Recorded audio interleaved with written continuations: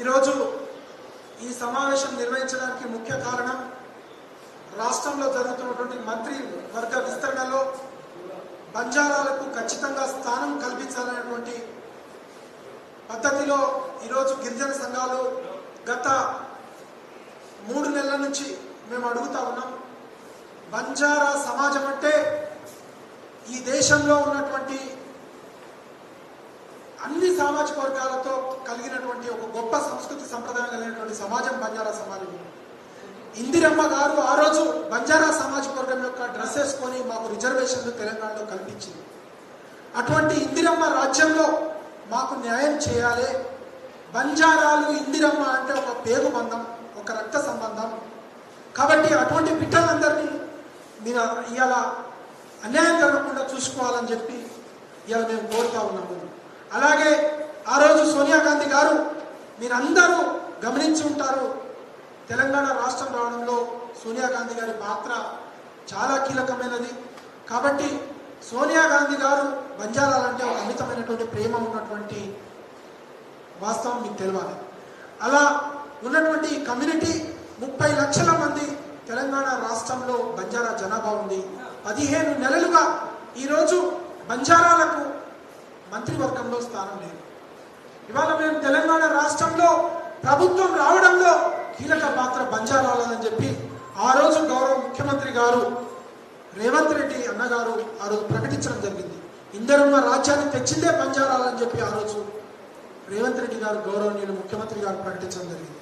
ఎందుకంటున్నా అంటే ఇది వాస్తవం. ఏకపక్షంగా ఓటేసిన 65 స్థానాలు 24 స్థానాలు కాంగ్రెస్ గెలిస్తే 45 స్థానాలు లంబాడీలు కీలకంగా ఉన్నటువంటి నియోజకవర్గాల్లో గెలిచాం. మరి మేము అడగడం తప్ప బంజారాలు ప్రశ్నించొద్దా? ఓటు వేసిన వారికి అడిగే హక్కు లేదా? భారత రాజ్యాంగం ప్రకారం మేము మా కాంగ్రెస్ పార్టీలో ఉంటే మా కాంగ్రెస్ పార్టీని అడుగుతున్నాం. మేమేం తప్పు చేస్తలేము కదా. మా సమాజాన్ని కూడా గుర్తించండి. మేము ఓట్లు వేసినాము. ఇందిరమ్మ రాజ్యం అంటే అన్ని వర్గాలకు న్యాయం చేయడమే కదా. మా వర్గానికి కూడా న్యాయం చేయమని అడుగుతున్నాం. 4 ఎమ్మెల్యేలు ఇవాళ గెలిచారు. మా 4 ఎమ్మెల్యేలు నిన్న ముఖ్యమంత్రి గారికి పోయి అసెంబ్లీలో రిప్రజెంటేషన్ ఇచ్చారు. మా ఎమ్మెల్యేలు అడిగారు, వినతి పత్రం ఇచ్చారు, మాకు న్యాయం చేయండి అని అడిగారు. మేమేం తప్పడుగుతున్నాం? మేము గొంతెమ్మ కోరికలు అడుగుతున్నామా? మా కమ్యూనిటీకి 4 ముఖ్య మంత్రివర్గం ఇవ్వమంటున్నామా? లేకుంటే ఒకటే కుటుంబంలో 2 అన్నదమ్ములకి ఇవ్వమని అడుగుతున్నామా? ఏమడుగుతున్నాం మేము? అది తప్పెట్లయితుంది అంటున్నా నేను. మేము కాంగ్రెస్ పార్టీకి ఓటేసినాం, కాంగ్రెస్ పార్టీతో ఉన్నాం. కాబట్టి నిన్న మేము మొన్న సోమాజిగూడ ప్రెస్ క్లబ్లో రౌండ్ టేబుల్ పెట్టి రాహుల్ గాంధీ గారిని కలుస్తామని చెప్పినాం. నెక్స్ట్ డే ఇమ్మీడియట్గా మేము రాహుల్ గాంధీ గారిని కలవడం జరిగింది. మంత్రివర్గంలో స్థానం కల్పించాలని పార్లమెంట్ ఆవరణలో 15 నిమిషాల పాటు రాహుల్ గాంధీ గారితో మాట్లాడడం జరిగింది. మా సమాజానికి ఎందుకు న్యాయం చేయరు సార్? మేము కాంగ్రెస్తో ఉన్నవాళ్ళం, కాంగ్రెస్ రక్తబంధం ఉన్నది, మాకు న్యాయం చేయండి అని అడిగారు. వారు ఆశ్చర్యపోయే విషయాలు చెప్పారు. వాస్తవానికి వారి దృష్టిలో, వారి నోటీసులో చాలా విషయాలు లేవు. నేను సెంట్రల్ యూనివర్సిటీలో రోహిత్ వేముల ఉద్యమంలో ఉన్నప్పుడు వారితో ఉన్న బంధంతో వారు గుర్తుపట్టి మాట్లాడినప్పుడు ఒకటే చెప్పాను, బంజారా సమాజాన్ని విస్మరిస్తే మాత్రం రాబోయే కాలంలో పార్టీకి దూరం అవుతుంది సార్ అని. లేదు, పార్టీ ఆలోచిస్తుంది, బంజారా సమాజం గురించి మాట్లాడుతుందని చెప్పారు.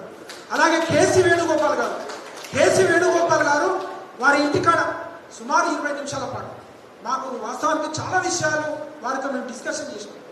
ఎందుకో వారికి చాలా విషయాలు బంజారా సమాజం గురించి ఎవరు చెప్పలేదు. ఒక లీడర్షిప్ లేదు ఈ బంజారా సమాజానికి క్రియేట్ చేసింది. ఎందుకు లేదంటే 4 ఎమ్మెల్యేలు, రామచంద్ర నాయక్, బాలు నాయక్, మురళీ నాయక్, అలాగే ఉన్నటువంటి రామదాస్ నాయక్, 4 ఉన్నారు.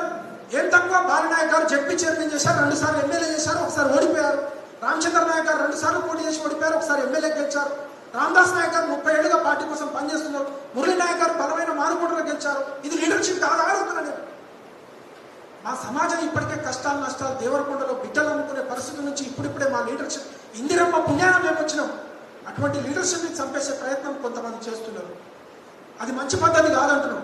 ఒక సమాజాన్ని విస్మరిస్తూ ఆ సమాజాన్ని అణిచివేయాలని చూస్తే మాత్రం మీరే అణిచివేస్తారు. మీరే రాబోయే కాలంలో తగిన శాస్త్రం అవుతుంది. ఎందుకంటున్నాం అంటే మీనాక్షి నటరాజన్ గారిని మేము కలిసి చెప్పాం, మేడం మీరు వచ్చినాక కొంత హోప్ కలిగింది, మాకు అవకాశం ఇస్తారని నమ్మకం కుదిరింది, కానీ మాకు న్యాయం జరుగుతలేదు మేడం అంటే, లేదు మేము గట్టిగా మాట్లాడుతున్నాం అన్నారు. అంతకుముందు దీపాదాస్ మున్షి గారిని మేము కలిసి, నేను పెద్దల గౌరవనీయులు మాజీ ఎమ్మెల్సీ రాములు నాయక్ గారు కలిసి అడిగాము. ఎన్నోసార్లు మేము మొరబెట్టుకుంటున్నాం, మా జాతికి గురుదీప్ సింగ్ సప్పాల్ ఆమె కలిసాము. వారు పార్టీ జనరల్ సెక్రటరీగా ఉన్నారు, పార్టీ వ్యవహారాలు చూస్తున్నారు. వివిధ అనేకమైన నాయకులను మేము కలిసి అడుగుతున్నాము. ఇగో పవన్ ఖేరా గారు, అలాగే మహేష్ కుమార్ గౌడ్ గారు మాకు ఢిల్లీలో కలిస్తే వారిని అడిగాము. వందల మంది, ఎంతమంది నాయకులను కలుస్తున్నాం మేము అనేక రకాలుగా. ఇక్కడ డికే శివకుమార్ గారు, వారిని కలిసాం. రౌండ్ టేబుల్ సమావేశాలు, ఎన్నో రకాల కార్యక్రమాలు చేసి మేము మా జాతి హక్కుల కోసం మేము అడుగుతా ఉన్నాము. మేము మళ్ళీ మళ్ళీ చెప్పేది ఏంటంటే, బంజారా సమాజాన్ని విస్మరిస్తే పార్టీ చాలా దెబ్బతింటుంది. పార్టీకి రాబోయే కాలంలో కష్టకాలాలు వస్తాయి.